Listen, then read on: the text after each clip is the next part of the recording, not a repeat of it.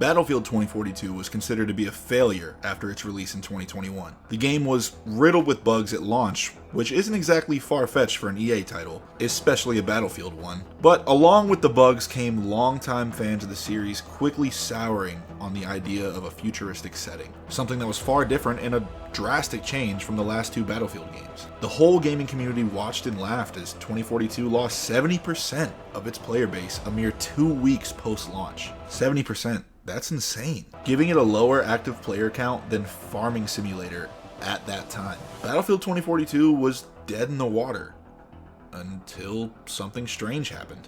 In October of 2023, the game saw a huge resurgence, set in motion by the game going free to play for a short period of time. Reaching just short of its all-time peak player count, add in the fact that 2042 was made available on both PlayStation Plus and Game Pass, and EA had set their game up for a serious comeback.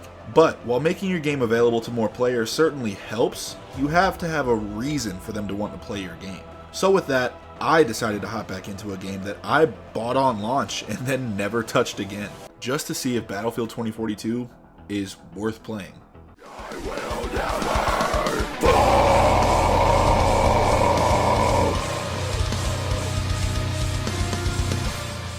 I've always enjoyed the Battlefield games, but I can't consider myself a consistent fan of the series.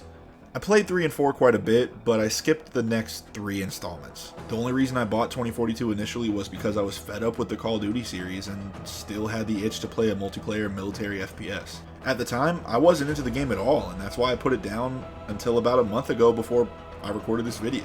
I wasn't fully aware of all the issues at the time, I just wasn't having a good time playing it.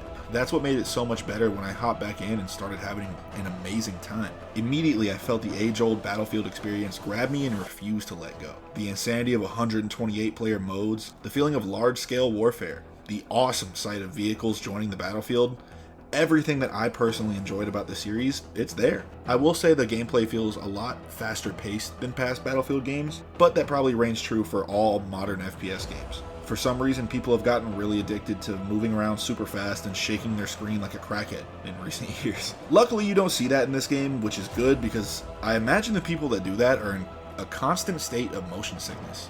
Like really, how do you swing your screen like that? I don't get it. But overall, I've really been enjoying the moment-to-moment gameplay here. So much so that it honestly makes me wonder why I didn't have fun with it in the first place. But I'm sure with all the content added, there were also some balancing and gameplay improvements that I'm just not aware of after not playing the game for so long. So, long story short, I'm having a ton of fun with this right now. A lack of content was one of the big issues with this game early on. You would think a multiplayer-only game with no single-player elements whatsoever would make up for that fact by giving players a bevy of content to play, unlock, etc. Well, that wasn't the case here. They've added content throughout seasonal drops, which has definitely helped out. Plus, I found the Battlefield portal really cool. Playing content from past Battlefield games on the current engine is a dope concept. But a lot of these things, with the exception of a few, came well after the launch of the game. A lot of this content just wasn't there. But now with each new season comes a new battle pass full of things for you to unlock, bringing with it weekly challenges for you to complete. So lots of things to keep you playing the game and have something to shoot for. No pun intended. Or maybe yeah, pun intended. I don't know.